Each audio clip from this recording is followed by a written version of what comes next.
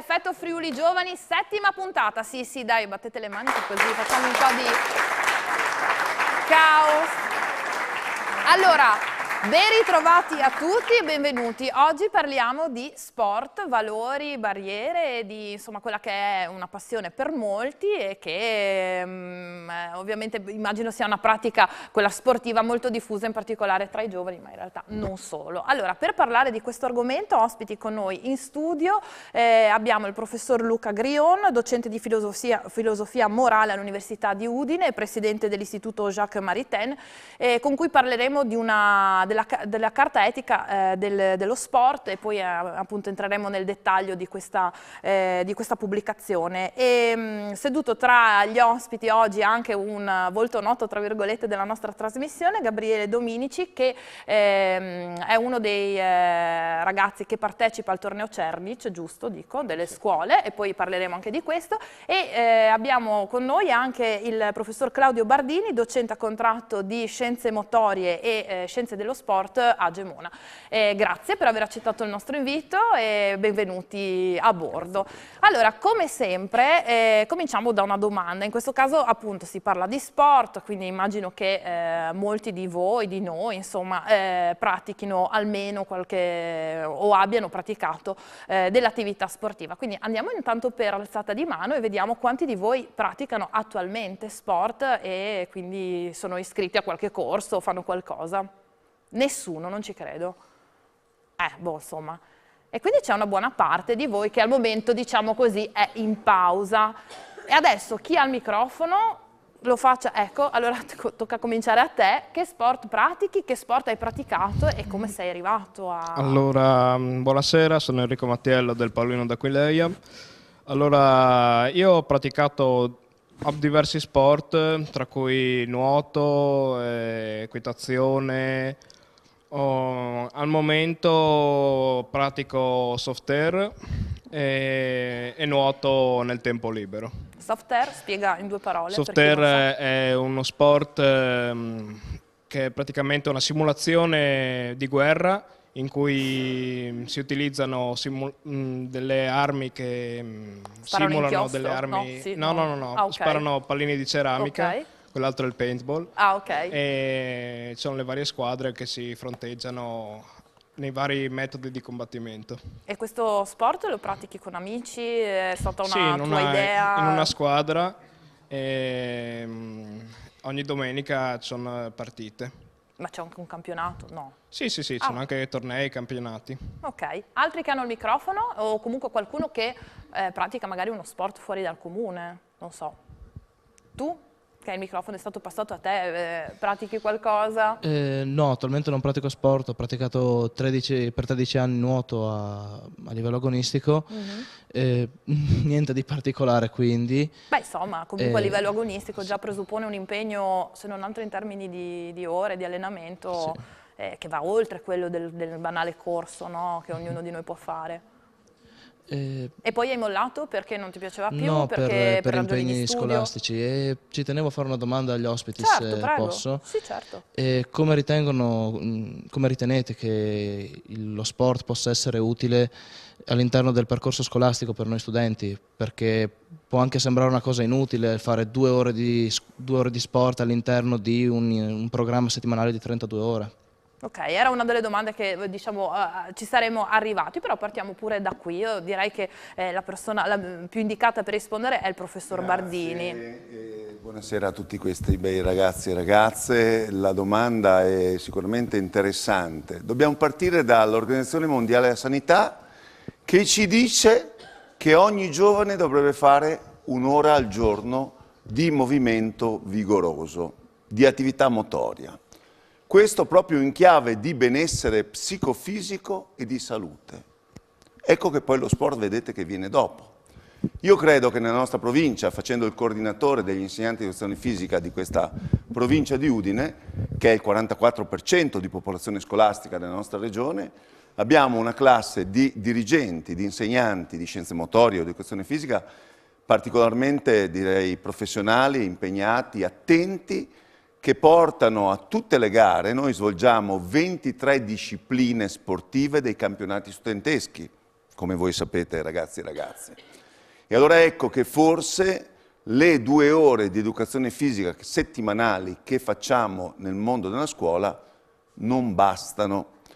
Sono appena un qualcosa per cercare di dare le basi nelle varie fasce d'età, dalla scuola media alla scuola superiore, far vivere delle esperienze di tipo motorio e sportivo, ma soprattutto diventa un momento importante di recupero proprio, prima parlavo di benessere psicofisico, ma anche un momento di integrazione e di inclusione, perché lo sport è questo. Oggi abbiamo nelle nostre comunità scolastiche un sacco di ragazzi di provenienza di altri paesi, abbiamo nelle nostre scuole un'ottima integrazione per quanto riguarda i ragazzi come vengono definiti diversamente abili, e lo sport sicuramente permette di crescere, di socializzare meglio all'interno del gruppo classe o all'interno della propria scuola.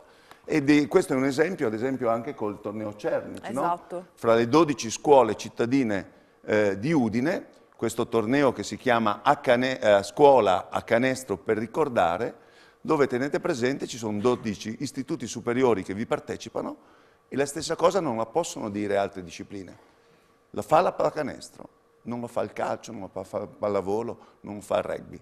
Si capisce che sono un po' partigiano e che vengo da pallacanestro. Sì, per chi non lo sa, ma insomma appunto il professor Bardini ha un passato da allenatore, prima da giocatore ovviamente, perché il basket sì e gli altri sport no? Perché mancano insegnanti di riferimento che magari possono realizzare tornei come questi? Perché negli anni abbiamo avuto questo Cernic che era un professore, un maestro, un signor professore del mondo del basket.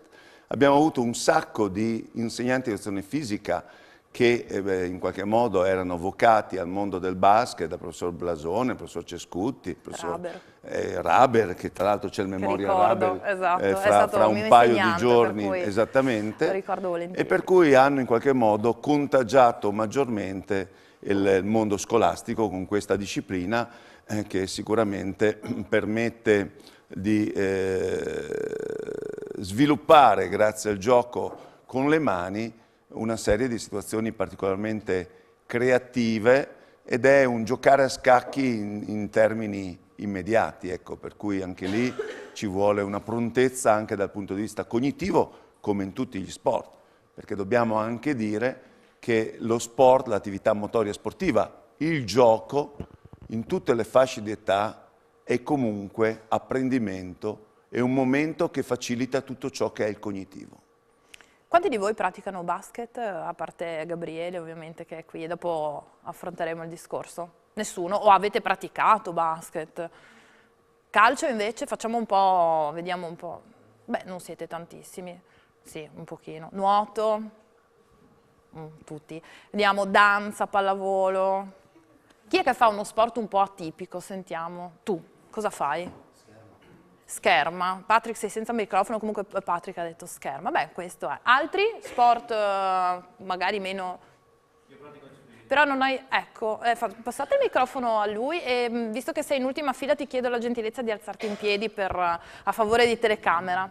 Nome? Scuola. Io sono Grazie. Fabio e vengo dal Cecconi di Udine e pratico ciclismo ormai da 8 anni a livello agonistico. E ho sempre praticato quello sport fin quando ero piccolo, insomma. E come mai hai scelto il ciclismo? Da giovanissimo poi in realtà? Sì, da giovanissimo, perché avevo un amico lì del mio paese che lo faceva e lui era contento di farlo, allora ho voluto provare anch'io e alla fine mi è piaciuto lo sport e ho continuato. Tu quanti anni hai, scusa? E io ne ho 17 quest'anno. Quindi anche un impegno, cioè sì. Impegno scolastico e impegno anche sportivo. Sì, perché che sono insomma... tante ore di allenamento settimanali, al giorno. quante? Adesso che è inverno di meno, quando è estate che siamo in piena stagione sono di solito 3-4 allenamenti a settimana più la gara la domenica. Quindi diciamo che è un impegno praticamente quotidiano quasi. Quasi ogni giorno, sì. E questo ovviamente è anche un sacrificio perché sì, certo. con la scuola si riesce a far quadrare tutto. Sì. Quindi insomma anche dicevamo, abbiamo un attimo sondato così quelli che sono i vostri sport che avete praticato, che praticate, però abbiamo parlato col professor Bardini anche di un argomento molto importante che è quello dell'aggregazione. In questo caso abbiamo parlato della scuola perché comunque queste 2 ore di ginnastica, come chiedeva appunto il ragazzo, servono a qualcosa, diciamo, sono un momento di evasione sicuramente dall'impegno scolastico delle 5 ore quotidiane, però in realtà hanno anche poi appunto si riflettono anche in questi tornei, in queste cose che vengono organizzate tra scuole, quindi insomma non soltanto creano aggregazione all'interno dello stesso istituto, tra anche ragazzi immagino di età diverse, ma naturalmente anche tra le diverse scuole, perché come nel caso del torneo Cernic appunto sono diversi gli istituti che vi partecipano. Io direi di fermarci per la pausa pubblicitaria e poi torniamo in diretta con le vostre domande. Se volete scriverci, partecipare, presentare uno sport tipico che fate eccetera da casa, avete i numeri in sovraimpressione, potete mandarci messaggi o WhatsApp. Pubblicità.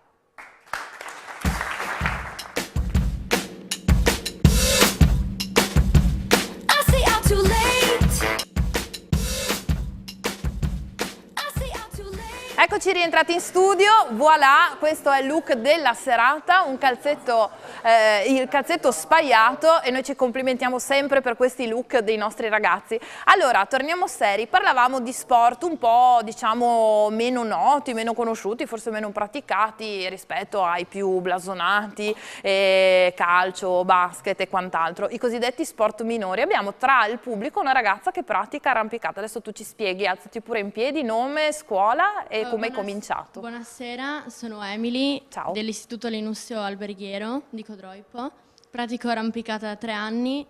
E hai cominciato a scuola? Sì, con la scuola. Cioè non era una passione che avevi precedentemente? Che no, poi no. Voi a scuola, ovviamente non tutte le scuole possono permettere la pratica di questo sport perché voi avete in realtà una parete attrezzata, ovviamente.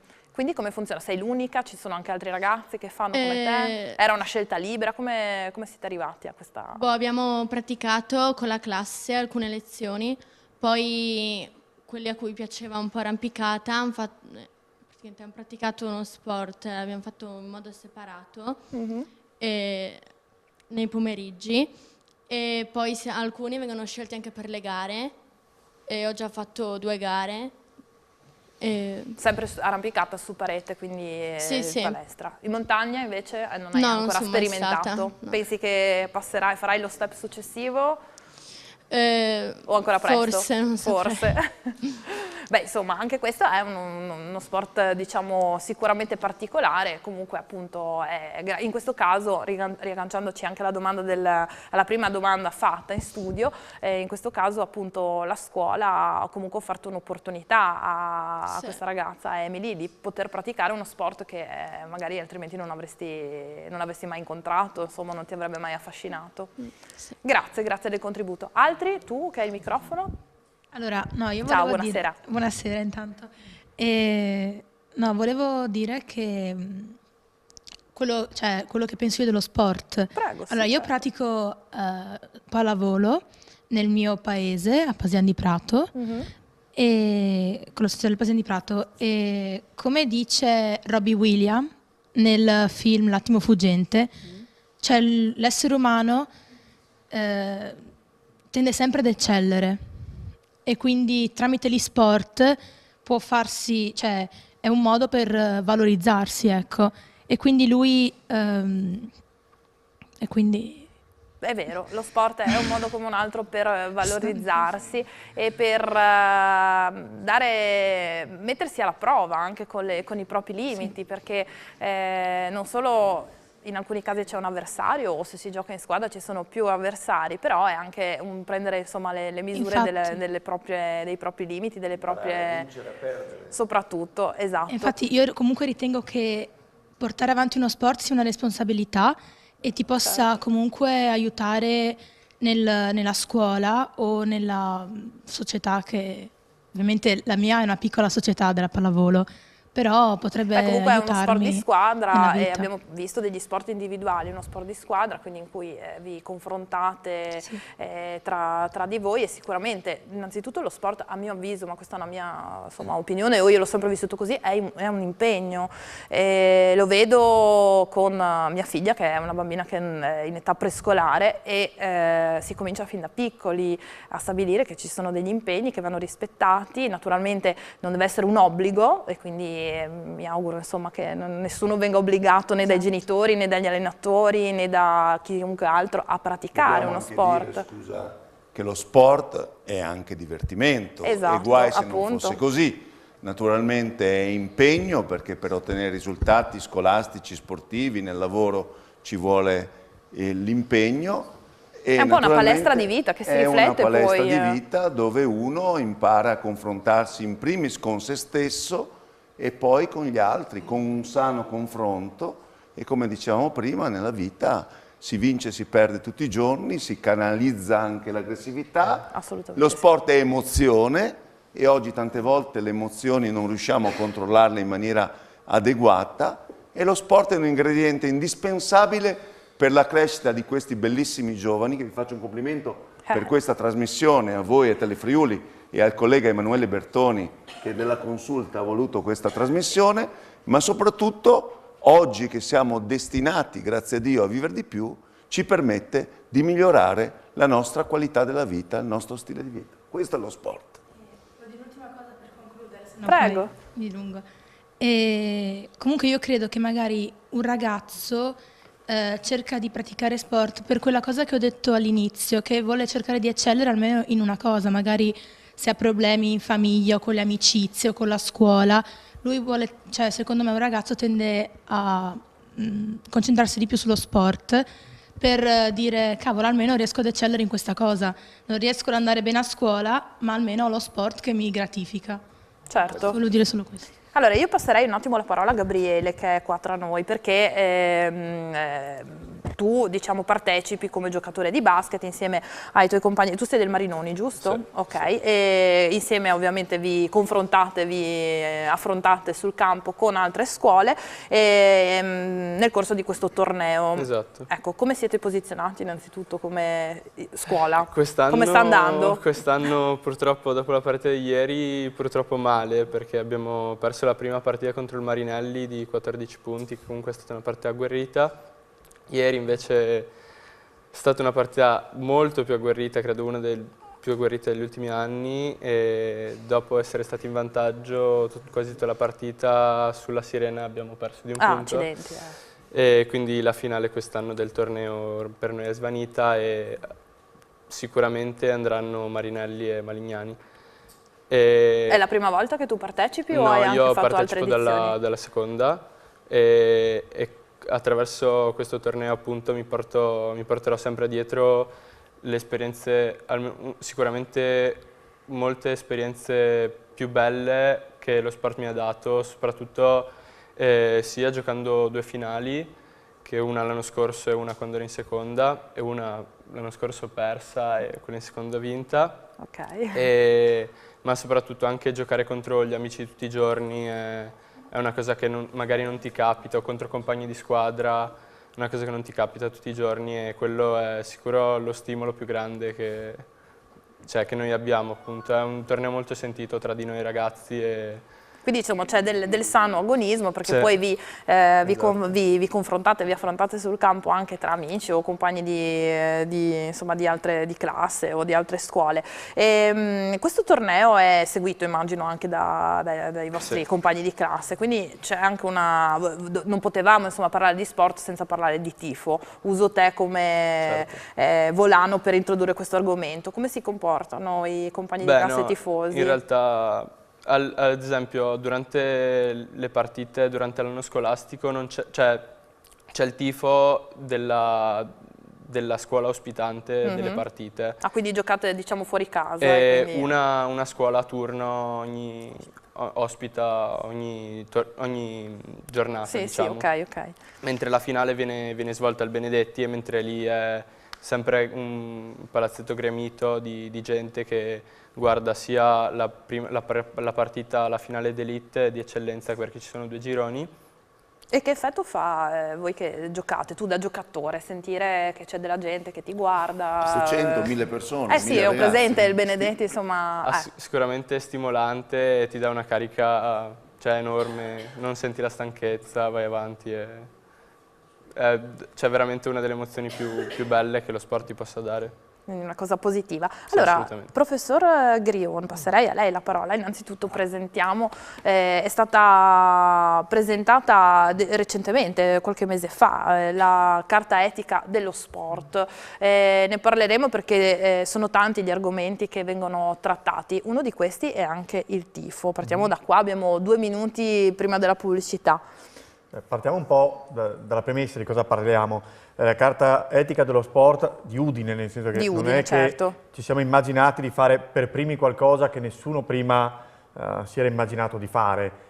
In giro per l'Italia ci sono altre esperienze analoghe, le federazioni sportive hanno delle carte etiche di riferimento. La Carta Etica è un modo di affrontare le questioni che riguardano determinati ambiti che si sta diffondendo. Ci sono ad esempio molte carte deontologiche, no, che regolamentano, sì, per così dire, ambiti professionali specifici.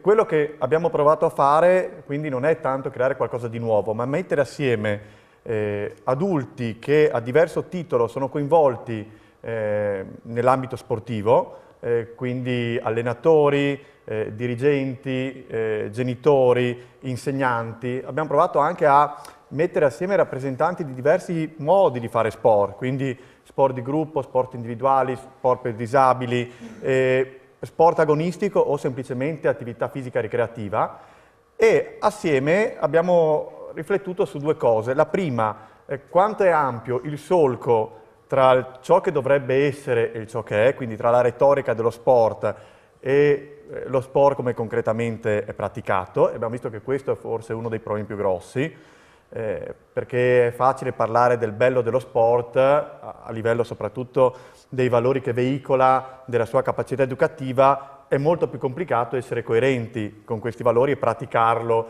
giorno dopo giorno. Quindi è stato un momento anche di autocritica tra adulti: cosa facciamo davvero per tradurre questo potenziale in pratica.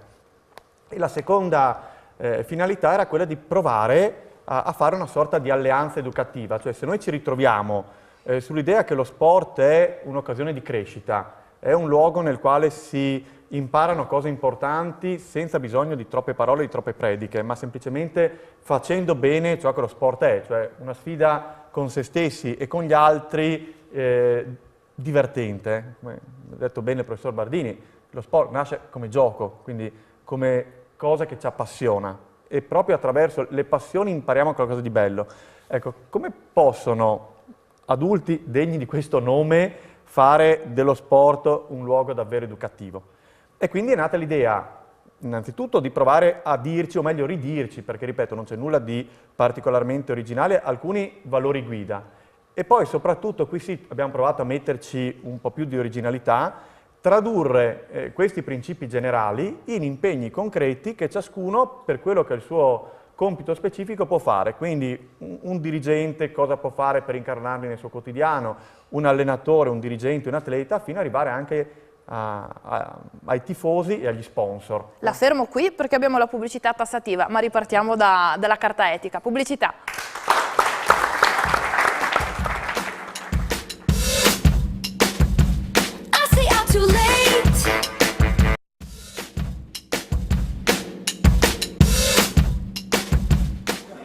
Eccoci di nuovo in onda. Allora, c'era una ragazza che voleva fare una domanda, per cui se gentilmente passate il microfono, perfetto. Buonasera, mi chiamo Angelica Plotzer, vengo dalla scuola del CEFAP di Codoro, e poi volevo fare una domanda al professor Luca. Come mai ha scelto la frase di Michael Jordan? Ho sbagliato più di 9.000 tiri nella mia carriera, ho perduto circa 300 partite, ho avuto la possibilità di fare il tiro della vittoria per 26 volte e non ci sono riuscito. Ho costantemente sbagliato nella mia vita e questo è il motivo per cui ho trionfato. Come mai la scelta? Perché è una buona sintesi di quello che in questa esperienza di gruppo abbiamo provato a mettere a fuoco, cioè cosa si impara dallo sport.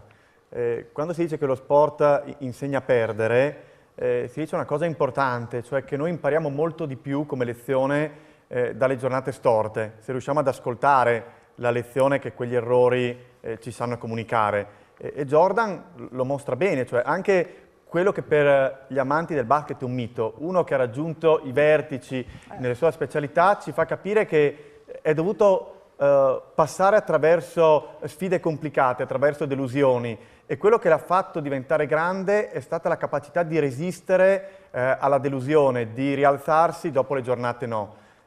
Davvero gli errori ci insegnano molto, però dobbiamo saperli ascoltare. Il bello dello sport, tra l'altro, è proprio questo, che anche quando perdiamo, abbiamo sempre la domenica dopo, la gara successiva, la possibilità di riprovarci, con più determinazione, magari allenandoci di più. E questo ci insegna molto poi anche nella vita, cioè non abbatterci quando le cose non vanno, perché probabilmente se sono cose importanti richiedono molta fatica e molta tenacia. Quindi questo allenamento che nello sport apprendiamo in modo gioioso, perché facciamo una cosa che ci piace, poi se siamo intelligenti, riusciamo a portarcelo dietro nella vita, ci aiuta proprio a non mollare quando le cose si fanno difficili. Parlavamo di, appunto, di fallimenti, se si può usare questo termine, di cadute, di momenti difficili, anche immaginiamo, insomma, Michael Jordan ha fatto una carriera brillantissima, però immagino le sconfitte pesino a tutti. Però lo sport è proprio questo, ti dà appunto la possibilità di riscattarti, di riprovare. Volevo parlare anche approfittando anche di una domanda che ci arriva da casa, che ci chiede proprio esplicitamente che tipo di sport possono fare i disabili. Volevo parlare anche di sport e disabilità, perché per molti che hanno subito incidenti, ci sono nomi molto famosi, molto conosciuti, mi vengono in mente appunto Zanardi, Bebevio, oggi se non sbaglio cominciate le Paralimpiadi dello sci, sì, dei giochi invernali, e quindi anche lo sport rappresenta un'occasione di rinascita. Allora, professor Bardini, visto che questo Federico dall'Ipsia di Mattioni ci scrive appunto questa curiosità, voleva capire quali sono gli sport che possono fare. È giusto dire tutti? Ciao Federico, bravo, bella domanda, possiamo dire sicuramente tutti. Vedete, dove c'è il sport non esistono barriere né di tipo mentale, né di tipo fisico, né di religione, né di razza. Ce lo diceva Nelson Mandela che lo sport sicuramente è uno strumento che può unire i mondi. Per quanto riguarda il discorso della disabilità o di diversamente abili, parlavo del mondo della scuola. Noi nelle nostre scuole abbiamo moltissimi insegnanti di sostegno, che tra l'altro sono anche insegnanti di educazione fisica, e anche nelle famose gare che dicevo prima dei campionati studenteschi abbiamo molta affluenza di ragazzi diversamente abili, dalla corsa campestre alle gare di atletica leggera, soprattutto quelle di corsa, piuttosto che al nuoto, per fare alcuni esempi. Personalmente ho fatto l'insegnante di sostegno per molti anni e lo strumento sport e dunque le attività di educazione fisica permettono al ragazzino diversamente abile di migliorare quella che è la propria autostima, la propria attenzione, la propria concentrazione, la propria capacità anche di anticipazione e dunque in qualche modo dà la possibilità allo sport a tutte queste persone diversamente abili di fare un progetto di vita e migliorare la propria autonomia, che questo non è poco.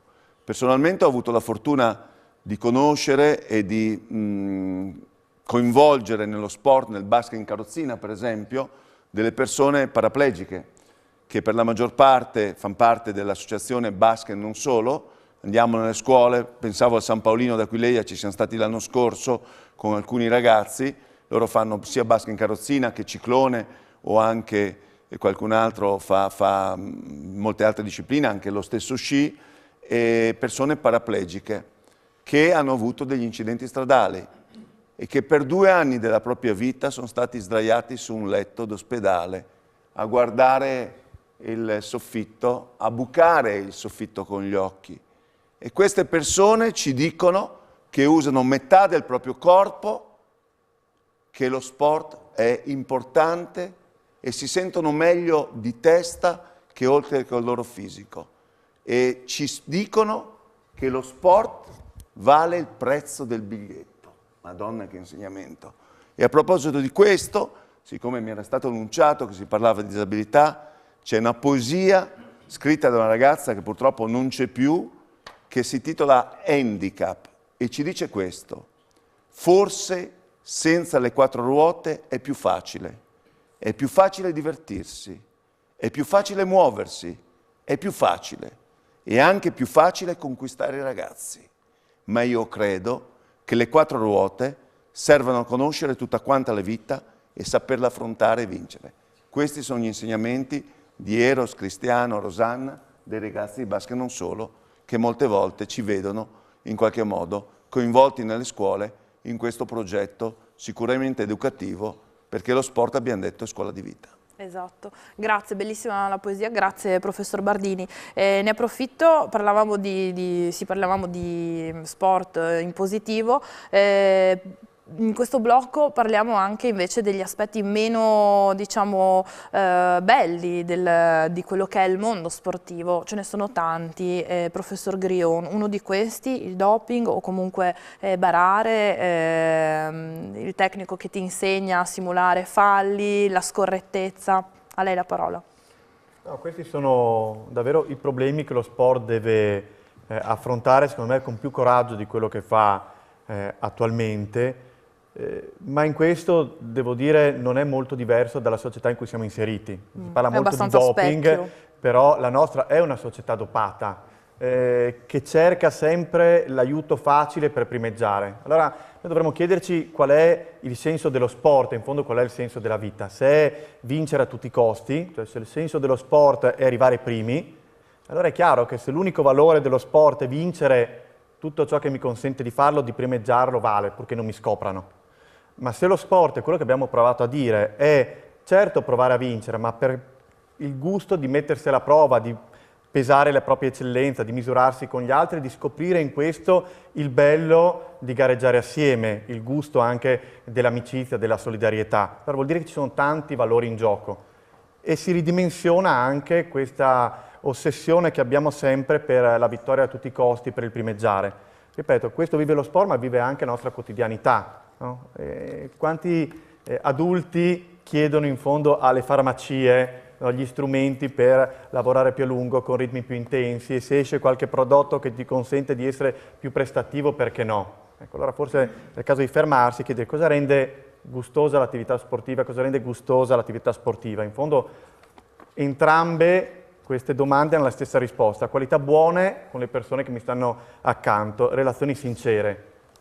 Questo è quello che noi dovremo rimettere al centro tanto dello sport quanto del nostro quotidiano. Grazie. Prego. Parlavamo appunto di senza scorciatoie. Voglio dire a questi ragazzi, l'abbiamo fatto forse anche in alcune delle loro scuole, col professor Massimo Baraldo, che è un farmacologo dell'Università di Udine. Stiamo portando avanti un progetto senza scorciatoie nello sport, sulla strada e nella vita. E allora a questi cari ragazzi dico che ognuno di voi, anche nello studio, ha già vinto quando si è impegnato al massimo. E naturalmente nello sport, quando uno si impegna al massimo, sicuramente ha già vinto. Con questo voglio dire che il sano agonismo e il sano confronto è educativo, perché è nato nell'uomo volersi misurare, naturalmente senza nessun aiutino. Per cui lo sport deve essere scuola di vita ed una educazione alla legalità. Regole che valgono ovviamente sia per chi pratica sport individuali sia naturalmente per sport di squadra a tutte le età. Io avevo segnato dei termini leggendo appunto un po' della carta etica, anzi ricordiamo subito dove la possono scaricare, perché la potete scaricare su internet in formato PDF e leggervela sul sito. Si può scaricare sia sul sito del Comune, andando a cercare l'assessorato allo sport, sia sul sito dell'Istituto Maritain. Si può scaricare sia la carta etica, quindi i principi e gli impegni, sia un libretto nel quale si prova a riflettere in modo un po' più disteso di questi temi, e dove hanno scritto psicologi, medici, sportivi, per chi ama il basket, c'è ad esempio un pezzo anche di Flavio Tranquillo, perché c'è anche un calciatore, Bruno Pizzul, esatto. c'è Albertini che ha fatto... Anzi, Bruno Pizzul sì, che ha compiuto gli anni, esatto, ho visto la c'è Albertini, in prefazione. mezzo ci sono anche uno psicologo dello sport, penso poi al collega Fedeli che è un pedagogista, quindi ecco, si prova a offrire un po' di strumenti di riflessione. Dico solo una cosa su questa cosa dei limiti che è molto bella, no? Noi dobbiamo capire che nello sport, in fondo, noi stiamo provando a conoscere noi stessi e capire fino a dove possiamo arrivare. Quindi se chiediamo ad una sostanza o all'imbroglio di farci andare al di là dei limiti, non stiamo conquistando nulla, perché quel risultato non ci appartiene. Mentre se in modo esigente sfidiamo i nostri limiti per scoprire fino a dove possiamo arrivare, lì sì che abbiamo soddisfazione. Sabato scorso abbiamo salutato Bannister, che per gli amanti della corsa come me è l'uomo che ha fatto il record sul miglio, per la prima volta è andato, ha battuto il muro dei 4 minuti. E lì è bello perché i medici gli spiegavano che lui non avrebbe mai potuto battere quel record perché il corpo non era fatto per andare sotto quel muro. E lui ha detto, guardate, quel limite è vostro, non è mio.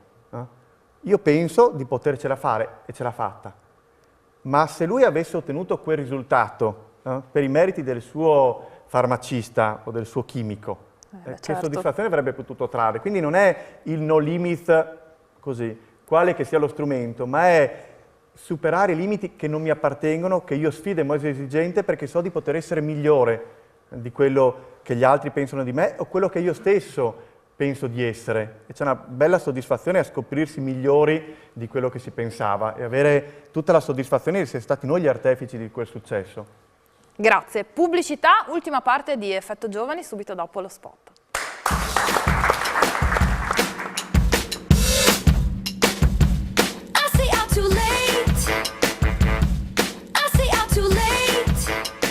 Eccoci ritrovati. Allora, ultima parte di Effetto Friuli Giovani. Come stavo dicendo, adesso la parola...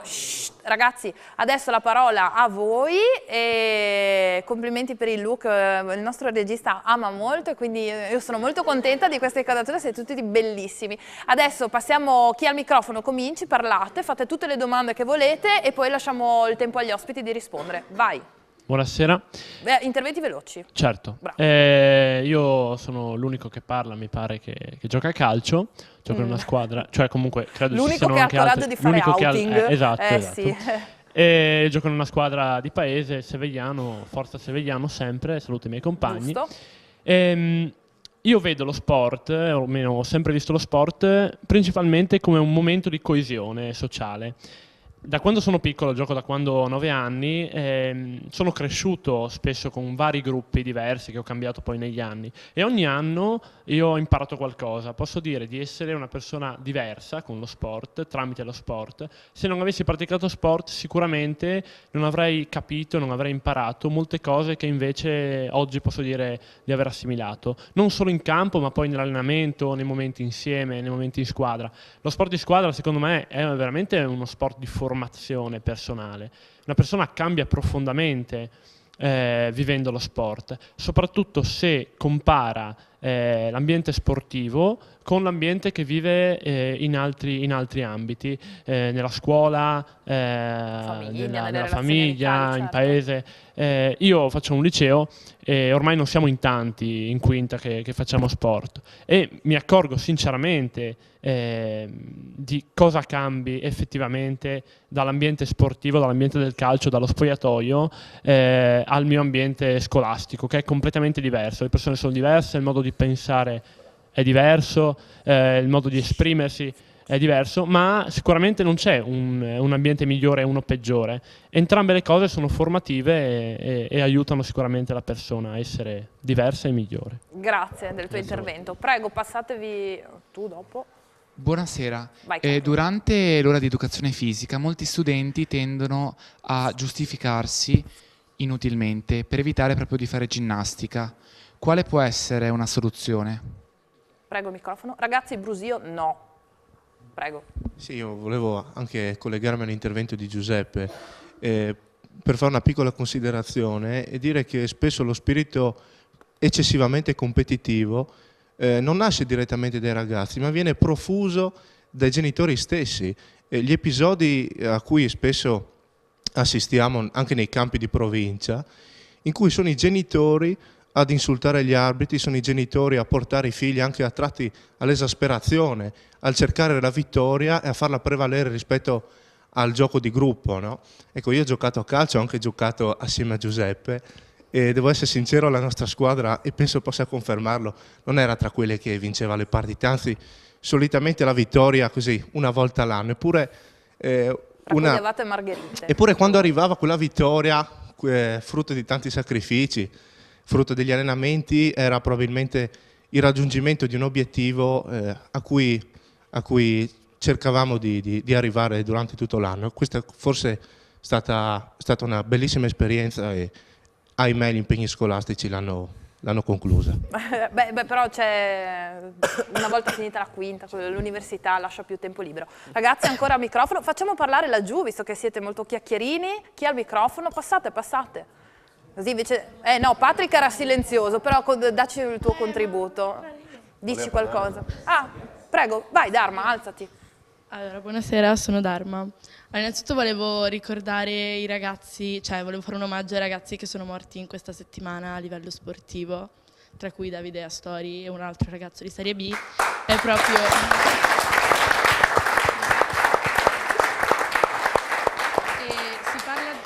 Si parla di sport per raggiungere degli obiettivi, ma una cosa importante sarebbe anche prefissare i propri limiti, anche perché appunto questi ragazzi per superare i loro limiti sono arrivati comunque alla morte, quindi volevo sapere dagli esperti se avevano qualcosa da... Altre domande prima di passare la parola agli ospiti, perché poi, prego.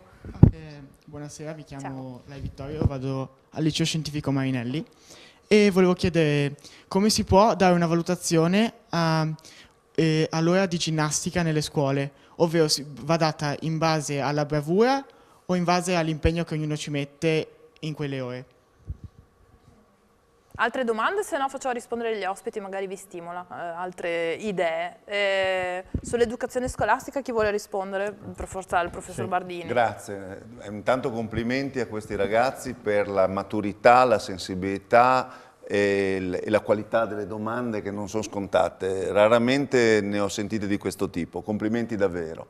Per quanto riguarda la valutazione, come tutte le discipline di insegnamento hanno una valutazione, la valutazione dell'educazione fisica, delle scienze motorie è una valutazione un po' particolare, che guarda in maniera principale l'educazione e il comportamento e l'impegno del ragazzo e anche il tipo di approccio e dunque di crescita durante l'anno scolastico, per cui si tende a premiare coloro che grazie all'impegno riescono in qualche modo ad aumentare di 1 centimetro la loro capacità, la loro abilità e via dicendo. Per cui non è il concetto soltanto se uno fa dello sport a determinati livelli è giusto che prenda un voto alto, non funziona così. Ecco, per cui sempre l'impegno, l'educazione e, come diceva un tuo compagno, tanti si giustificano, la costanza viene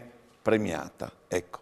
Per cui molte volte parlavamo anche di famiglia, sono i primi genitori in alcune fasce d'età a fare la giustifica, tante volte uno fa la giustifica perché dice devo studiare perché poi mi interrogano. Ecco che uno che fa sport ha la capacità di pianificare il suo tempo e di non buttare via il suo tempo, per cui ha questo tipo di approccio e di mentalità. E non ci sta con se stesso a tirar fuori delle scuse, delle giustificazioni quando non esistono.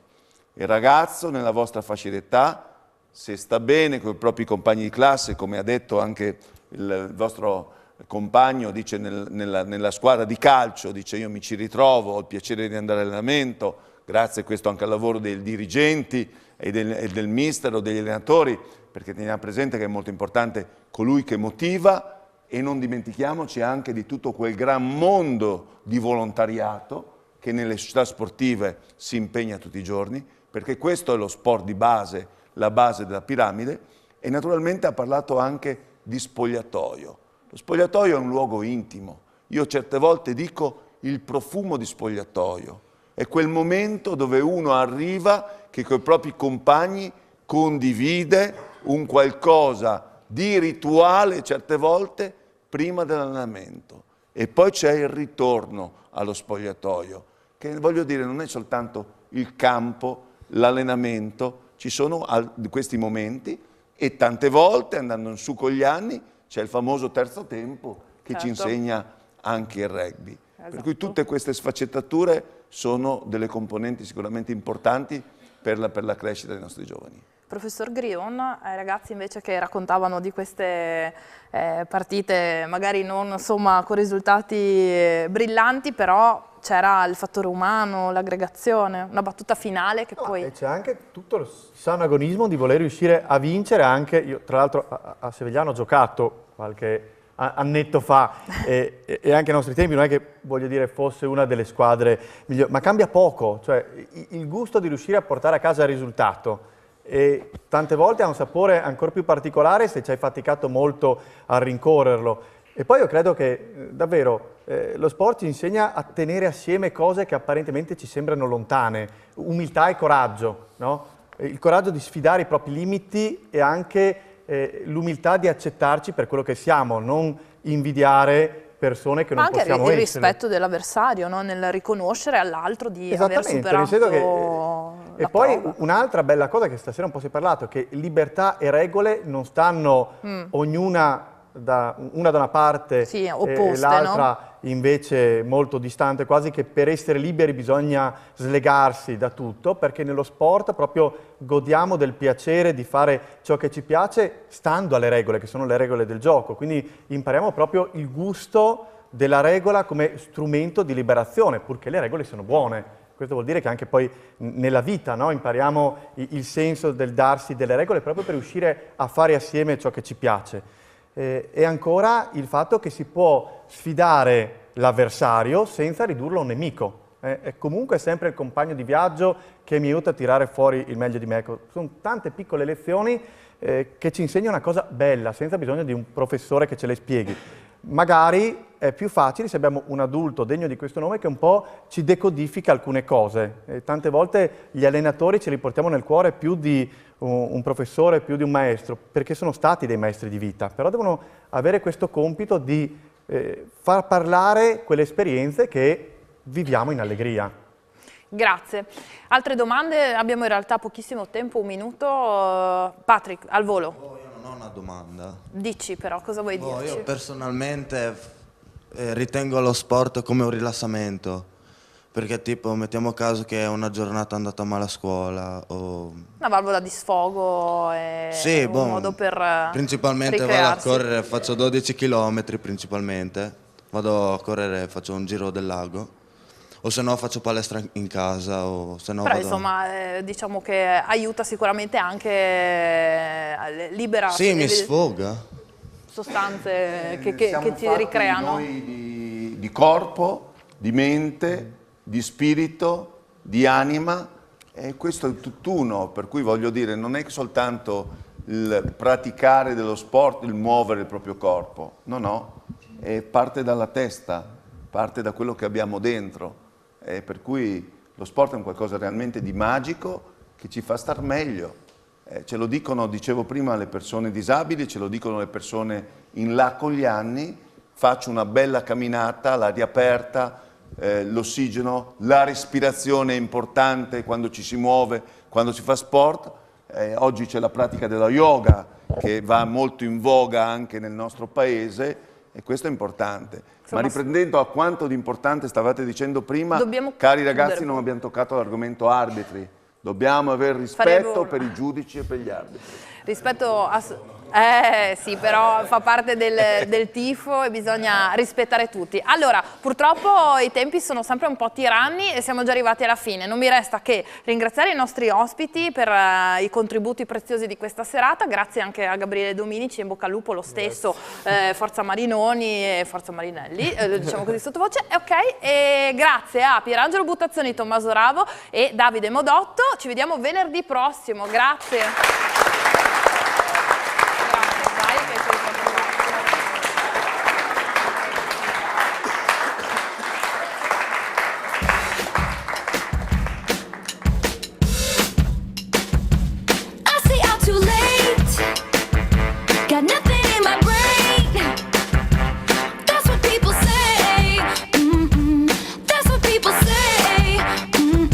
go on